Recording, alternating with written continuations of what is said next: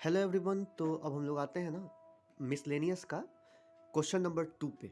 ठीक है, application of integrals चल रहा है ये। तो इसमें कह रहा है find the area between the curves y is equal to x and y is equal to x square. Find the area between the curves y is equal to x and y is equal to x square. ठीक है, तो हम अपना जो question है वो मैंने equation दोनों लिख लिया है यहाँ पे। ठीक है, हमारा ये दोनों इक्वेशन गिवन है। ठीक है, y is equal to x, y is equal to x square.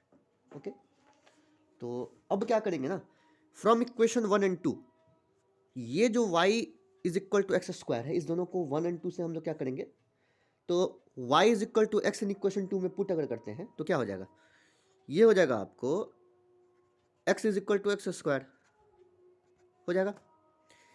यहाँ एक y के जगह पे हम लोग क्या किए हैं, x पुट कर दिए हैं, तो y is equal to x, y के जगह पे एक्स स्क्वायर पुट कीजिए या आपको y के जगह पे x पुट कीजिए, इसमें बात बराबर ही है। तो x is equal to x square आएगा, ये पुट करेंगे तो इस तरीके से ये हो जाएगा x इज इक्वल टू क्या हो जाएगा 1 हो जाएगा, x is equal to x square. तो इस तरीके से हो जाएगा आप x इज इक्वल टू, यहाँ पे हो जाएगा x x कैंसिल हो जाएगा तो x is equal to x हो जाएगा। ठीक है, x इज इक्वल टू 1 हो जाएगा ये। ठीक है, x इज इक्वल टू 1, यहाँ पे एक x कैंसिल कर दिए तो क्या हो जाएगा x इज इक्वल टू 1। अब x is equal to 1 in y में पुट अगर करते हैं तो क्या हो जाएगा, y इज इक्वल टू 1 हो जाएगा। यहाँ पे अगर हम x इज इक्वल टू 1 इस दोनों में से किसी में पुट अगर करते हैं तो y is equal to x, तो सिंपल हो जाएगा, इस तरीके से हो जाएगा, y का वैल्यू इज इक्वल टू हो जाएगा 1 हमारा। ठीक है, in the case of x is equal to 1 putting in equation 1। ठीक है, अगर इक्वेशन 1 हम लोग पुट करते तो क्या हो जाएगा, हमारा ये वैल्यू आएगा y इज इक्वल टू 1, हमारा x 1 आ गया, y 1 आ गया। ठीक है, चलिए इस तरीके से हमारा जो हुआ, ठीक है, चलिए ठीक है, इस तरीके से जो हमारा हुआ x1 और y1 आया। ठीक है, चलिए अब आइए दीज कर्व्स, यहाँ लिखिए these curves intersects. Okay, 0 0 origin तो होगा ही और 1 1 कट करेगा। ठीक है, 0 0 एंड 1 1। ठीक है, इसका फिगर कैसे बनेगा, और इसका फिगर बनाते हैं हम लोग। फिगर इसका कुछ इस तरीके से बनेगा। देखिए y is equal to x square है, तो हमारा क्या होगा, हमारा ये तो पैराबोला का इक्वेशन है, y पैराबोला का हमारा इक्वेशन है, y is equal to x square, parabola का इक्वेशन है हमारा। ठीक है, तो y is equal to x square कहाँ जाएगा, सो देखिए ये जाएगा आपको, ये हो गया x, ये हो गया y। ठीक है, और फिर ये इस तरीके से ऐसे होगा, ये होगा हमारा y is equal to x square. Okay, आया समझ में।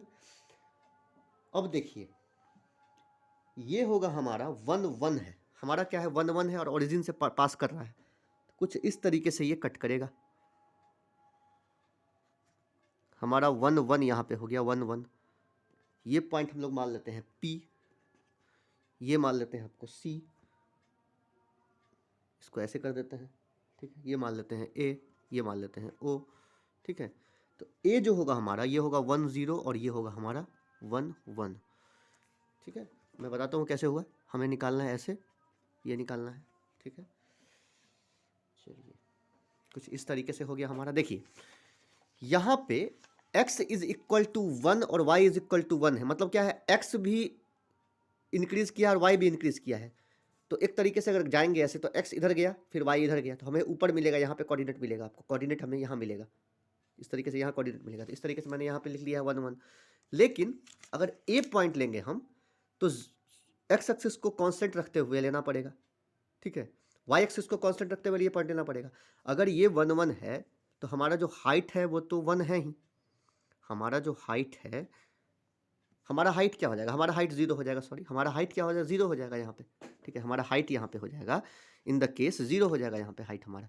ठीक है, और हमारा एक्स एक्सिस पे बढ़े हैं तो एक्स ये हो गया एक्स कोऑर्डिनेट, हमेशा ये जो होता है वो एक्स कोऑर्डिनेट होता है, ये होता है हमेशा एक्स, और ये जो होता है हमेशा वाई होता है ना। तो एक तरीके से यहाँ बढ़े हैं तो ये एक्स हो गया 1, ये वाई हो गया 0, हाइट हमारा 0 है, तो इस तरीके से ये हो जाएगा। हमें निकालना है ये पार्ट का एरिया, ठीक है।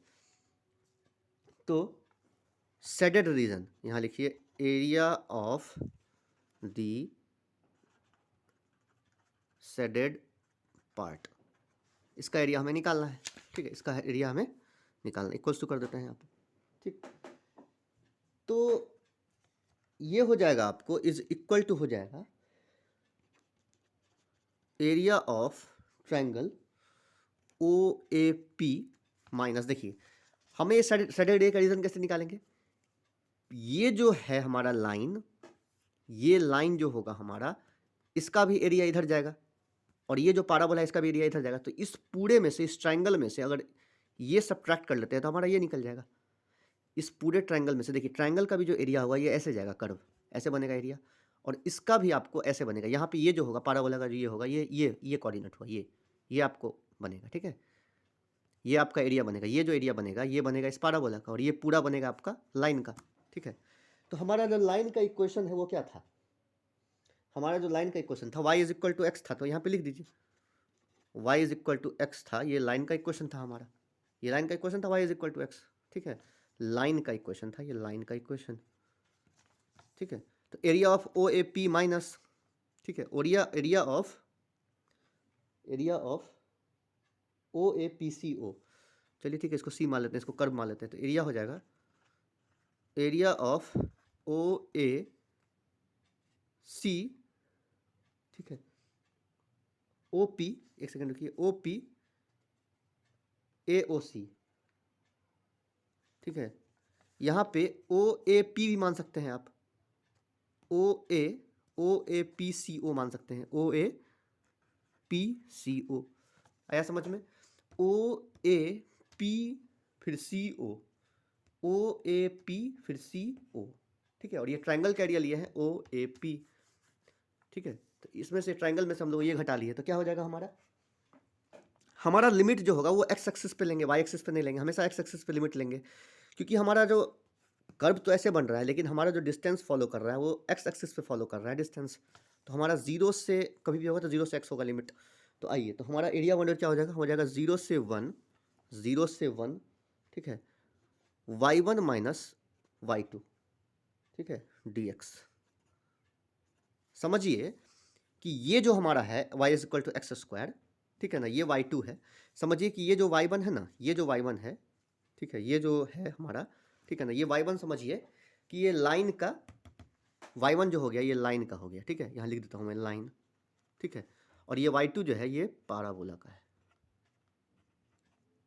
और समझने में दिक्कत नहीं, ये लाइन का है, ये पैराबोला का है हमारा, तो लाइन में से पैराबोला घटाना पड़ेगा, लाइन में से पैराबोला, ठीक है। तो इस तरीके से हमारा ये हो जाएगा x माइनस एक्स स्क्वायर, हमारा लाइन का इक्वेशन था x, तो हो जाएगा y डी एक्स, हमारा पैराबोला का क्या था y is equal to x square, तो y डी एक्स, इसमें y डी एक्स, इसमें y डी एक्स, दोनों में y डी एक्स। तो इसमें y का वैल्यू जो है x है, y डी एक्स मतलब क्या हो गया, हमारा x का वैल्यू यहाँ पे लिखना पड़ेगा, तब ना x के रिस्पेक्ट में हम लोग इंटीग्रेट करेंगे। तो y is equal to x का मान यहाँ पे डाल दिए, लाइन का इक्वेशन था हमारा, डाल दिए, ठीक है, और एक्स स्क्वायर का यहाँ पे इंटीग्रेशन डाल दिए, ठीक है। तो अगला में क्या करेंगे, y डी एक्स की जगह पे हम लोग क्या करेंगे, यहाँ पे इज इक्वल टू 0 से 1, ये हो जाएगा आपको x minus x square D x हो जाएगा, इस तरीके से ये होगा। अब क्या करेंगे, इसका इंटीग्रेशन निकालना है, तो सिंपल है, एक्स एन प्लस 1 हो जाएगा। तो यहाँ पर क्या हो जाएगा, ये हो जाएगा x square upon 2 minus x cube upon 3 हो जाएगा, पूरा हो जाएगा हमारा 0 से 1, ठीक है। अब इसका वैल्यू पुट कर दीजिए आप लोग, ठीक है। तो एक तरह से ये हो जाएगा आपको 1 स्क्वायर अपॉन 2 माइनस 1 का क्यूब अपॉन 3 हो जाएगा, और माइनस 0 डालेंगे, अपर लिमिट पूरे में पुट कर दिए अपर लिमिट, और पूरे में फिर पुट करेंगे लोअर लिमिट। लोअर लिमिट क्या हो जाएगा, 1 का स्क्वायर हो जाएगा, 0 का स्क्वायर अपॉन 2, ये 0 स्क्वायर माइनस इस तरीके से हो जाएगा, 0 हो जाएगा पूरा। ये अपर लिमिट पूरे में पुट किया है मैंने, तो 1 का स्क्वायर अपॉन 2 किया है, अपर लिमिट में माइनस ऑलरेडी यहाँ पे माइनस है ही, ये माइनस फिर घटाए हैं जो लोअर लिमिट सब्ट्रैक्ट किए हैं, उसका ये माइनस है, ये ऑलरेडी माइनस पहले से दिया हुआ है इसमें, ठीक है। ये हो जाएगा आपको 1/2 माइनस 1/3। तो इस तरीके से हमारा जो आंसर आएगा ना वो आएगा 1/6 स्क्वायर यूनिट। हमारा जो एरिया ऑफ शेडेड रीजन निकल गया, क्या निकला? 1/6 स्क्वायर यूनिट। इस तरीके से हमारा एरिया ऑफ शेडेड रीजन निकल गया। बहुत ही सिंपल इक्वेशन था, बहुत ही सिंपल क्वेश्चन था। वैसे आप लोग को कोई प्रॉब्लम हो तो पूछ सकते हैं। सिंपल हमारा इक्वेशन था, इस तरीके से हमारा पाराबोला था, एक पाराबोला था, लाइन था, इस तरीके से लाइन हम लोग इक्वेशन बनाए हैं, पुट किए हैं इक्वेशन को, तो हमारा इस तरीके का हमारा कोऑर्डिनेट मिला है। तो कोऑर्डिनेट के हिसाब से मैंने ये ड्रॉ किया है। तो हमारा कोऑर्डिनेट मिला है वो x = 1, y = 1, x = 1, y = 1। तो हमारा x = 1 और y = 1। समझिए कि यहाँ से यहाँ तक 1 है, फिर यहाँ से वहाँ तक। देखने में आपको लग रहा है ना, यहाँ 1 होगा, यहाँ भी 1 हो गया, तो ये पॉइंट होगा हमारा। अगर हम किसी एक्सिस पे अगर आगे बढ़ेंगे 1 और ऊपर भी जाएंगे 1, तो हमारा 1 1 यहाँ पे ना कोऑर्डिनेट बनेगा, ये कोऑर्डिनेट 1 1 बनेगा, ये कोऑर्डिनेट हमारा बनेगा 1 1, कोऑर्डिनेट बनेगा हमारा 1 1। तो इस तरीके से हमारा हो गया। और यहाँ लेंगे तो हमारा 1, यहाँ तो हाइट हमारा 0 हो जाएगा, तो ये 0 हो जाएगा इस तरीके से। वैसे कोई प्रॉब्लम होगा तो पूछ सकते हैं, ओके। और हमारा जो आंसर है वो आया एडिशन का 1/6 square unit. Okay okay, thank you.